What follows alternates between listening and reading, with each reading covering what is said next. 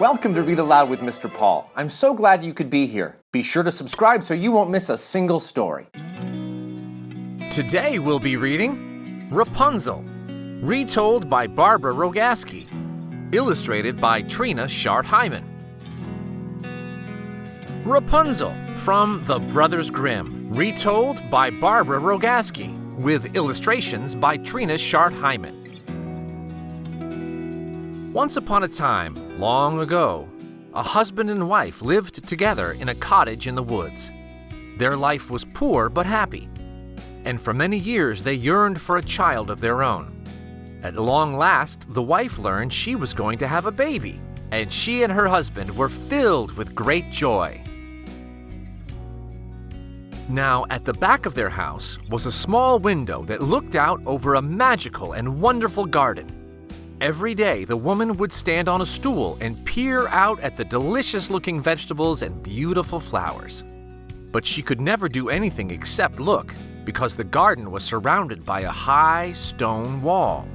Besides, the garden was owned by a witch who was very old and very powerful. Her name was Mother Gothel, and she was so feared that even people who had never seen her had nightmares about her. Day after day, the woman would climb on the stool and look out the window at the garden. She noticed that in the very center, there was a patch of rampion, which some people used in salads. After that, no matter where she looked, her eyes came back to the rampion. She desperately wanted to taste it for herself. The yearning grew, and before long, all she could think about was the wonderful salad that the rampion would make. She spent more and more of her time staring out of the tiny window. She stopped eating, because nothing could taste as good to her as a salad made from the rampion in the witch's garden. Soon she grew thin and weak, and she could barely climb onto the stool to look out of the window. Her husband had noticed all of this, and he was half mad with worry. "My wife," he said to her, "what is the matter with you? Our baby will be here soon, and you are too thin and frail to give it birth. What is wrong?" "Ah, husband," she sighed, "I want what I cannot have." "What is that?" he asked. He had to lean forward to hear her, so weak had her voice become. "The rampion," she replied. "Is that all?" He leaped up, ready to get her some. She shook her head. "The rampion from the witch's garden." Her husband sat back down. "But no one can get into that garden." "I know it," she said, her voice getting weaker and weaker. "But I think I shall die unless I can have some of that rampion." The man loved his wife very much. He patted her hand. "Don't worry," he said. "I'll find a way." He thought, and he finally said to himself, "What else can I do? I cannot let her die. No matter how dangerous it is, I'll have to get her some of the rampion." So that night, gathering his courage about him, he climbed over the wall, quickly pulled up some of the plants, and quietly climbed back home again. His wife was so overjoyed she hardly stopped to thank him. She made an enormous salad with the rampion and ate every bite. That finished the rampion. There was not a single piece left. The very next day, she began to yearn for more. Once again, she stopped eating and kept staring out of the window at the witch's rampion. Once more, she grew thin and weak, barely able to climb onto the stool. Her husband did not wait long this time. He had succeeded once, and he would do it a second time. He resolved to get her what she craved. After dark, he climbed over the high wall and went straight to the patch of rampion. But now the witch stood there, waiting for him. Hate gleamed from her eyes. "Thief! Foul thief! How dare you sneak into my garden and steal my rampion! Now I will have to punish you!" The husband shook so much from fright that he almost could not speak. "Oh, Mother Gothel, please," he begged. "Don't hurt me. It wasn't my fault. I did it for my wife. She saw your beautiful rampion from our window, and now it's all she can think of. She won't eat anything else. I'm afraid she'll die and take our unborn child with her. I would never have done it otherwise. Please don't hurt me." When the witch heard of an unborn child, the evil fell away from her face. "I won't harm you," she said to the husband.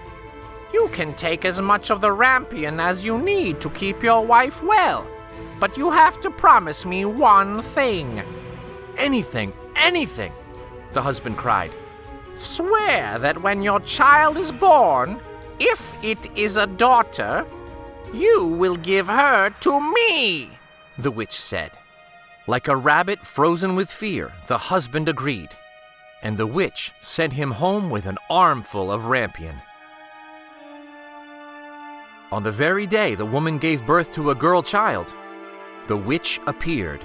She took the baby from her cradle and said, "I will name you Rapunzel," which meant rampion in their country. Then, paying no attention to the tears and cries of the baby's father and mother, she left the cottage with the infant girl in her arms. The witch was never unkind to Rapunzel. Indeed, she gave her almost everything the child could have wished for, and Rapunzel grew to be the most beautiful child in the world. She had long blonde hair, as thick and glowing as sunlight or beaten gold. When Rapunzel was 12 years old, the witch took her deep into the forest to a place where a tall tower stood, surrounded by thorns. High at the very top was a small room with just one window. The witch shut Rapunzel inside and then sealed up the door and took down the stairs. In the room Rapunzel stayed, locked away from the world. She saw no one but her witch mother, and nothing of the outside except the view from her window. The witch came to see her once or twice a week. She would stand outside the tower and call, "Rapunzel, Rapunzel, let down your hair!" And Rapunzel would loosen the thick braids from her head, wind them around the window latch, and drop them down the long distance to the witch standing below. Mother Gothel would climb up the braids to the window, using Rapunzel's hair as a ladder. Several years passed this way, with Rapunzel locked in the tower and the witch using her braids to climb into the room. One day, the king's son was riding through the forest. He heard Rapunzel's sweet, lonely voice singing a song that pierced his heart. He rode hither and yon until he found the tower. But try as he might, he could find no way to get inside. When night fell, he left the forest and rode home, but he could not forget the beauty of Rapunzel's voice. The next day, he returned to the tower to hear it once more. The song was as lovely as he remembered, and so he came back every day to hear Rapunzel's voice again and again. One afternoon, when the prince stood listening, Mother Gothel came. He quickly hid behind some trees, where she could not see him. He heard her call out, "Rapunzel, Rapunzel, let down your hair!" He watched, amazed, as Rapunzel let down her hair, and the witch climbed up to the top of the tower. "So that's how it's done," he said. "Tomorrow, I shall do the same thing." The next day at sundown, he stood at the foot of the tower and called out, "Rapunzel, Rapunzel, let down your hair!" And down tumbled the thick golden hair. He climbed up swiftly and entered the room through the small window. Rapunzel was terribly frightened when she saw him. She had been expecting Mother Gothel. Besides, she had never in her life seen a man before. But the prince calmed her by speaking gently and kindly to her. He told her he had heard her lovely song, and that it had touched him so deeply he could not rest until he had seen her. At that, Rapunzel smiled, and her fear of him disappeared. The smile made Rapunzel even more beautiful. The prince fell in love with her then and there, and embraced her tenderly. He pleaded with her to be his wife and to come away with him to his father's kingdom. Rapunzel thought carefully before she answered. "He is certainly better looking than Mother Gothel," she said to herself. "And he's nicer, too. Mother Gothel never says such sweet things to me." To the king's son, she said, "Prince, I would gladly be your wife and come away with you. But as you see, I am locked up in this room. You can help me. Each time you come, bring a skein of silk with you. I'll weave a strong ladder out of it and climb down on that. Then we can go together to your kingdom. But you must promise me," she warned him, "to come only in the evenings. Mother Gothel visits during the day." The prince agreed. Thereafter, every time he came to see Rapunzel, he called out, "Rapunzel! Rapunzel! Let down your hair!" And he climbed up her braids, each time carrying a skein of silk. Slowly and secretly, Rapunzel wove the silk into a ladder strong enough to hold her own weight. After some time, the ladder was almost finished, and Mother Gothel still knew nothing. But one day, when Rapunzel had watched the witch make her clumsy climb to the tower room, the girl forgot her secret. "Mother Gothel," she said, "how is it that it takes you so long to climb up here when the king's son does it so fast?" "Oh, wretched girl!" The witch flew into a rage. "Wicked, ungrateful child! I thought I had hidden you from the world. I thought I had given you all your heart could desire, and now you have betrayed me!" In her great fury, she snatched a pair of scissors and cut Rapunzel's braids from her head. Then, using the secret silken ladder to descend from the tower, she took Rapunzel deeper still into the woods, to a cold and desolate place, and left her there, to live or die in loneliness and misery. The witch returned to the tower immediately, pulling the ladder up behind her. At dusk, she heard the prince call, "Rapunzel! Rapunzel! Let down your hair!" The witch wrapped Rapunzel's hair on the window latch and dropped the braids down to the prince. As usual, thinking nothing amiss, he climbed up to the tower room. But instead of his beautiful wife, for by that time they had married, he saw a hideous witch, evil shooting from her eyes like flames. "Thief!" she hissed. "Foul thief! You have come to see your darling, your beautiful songbird, have you?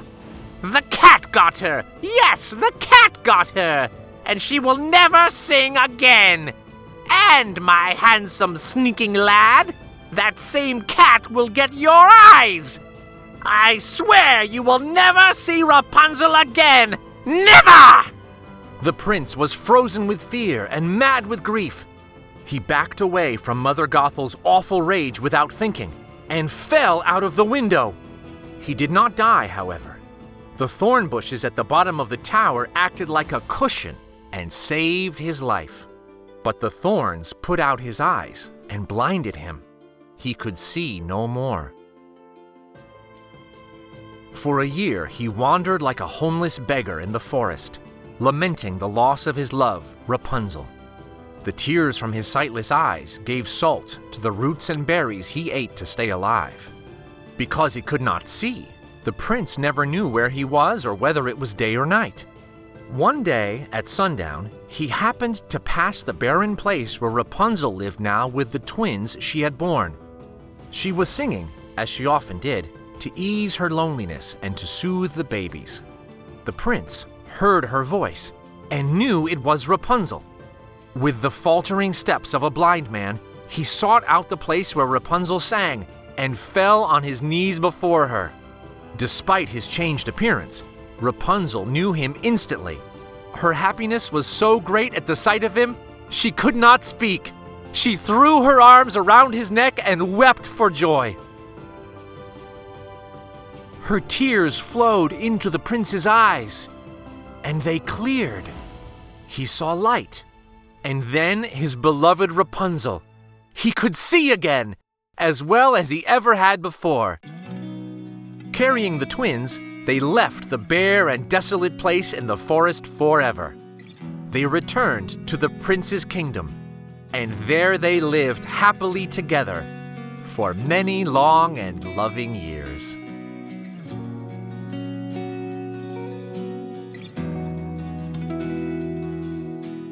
Thank you so much for joining me for Read Aloud with Mr. Paul. Until next time, discover the wonder in a book. Pick one up. Take a look. If you enjoyed this Read Aloud with Mr. Paul, please like, subscribe, and share this video with your friends. Thanks again.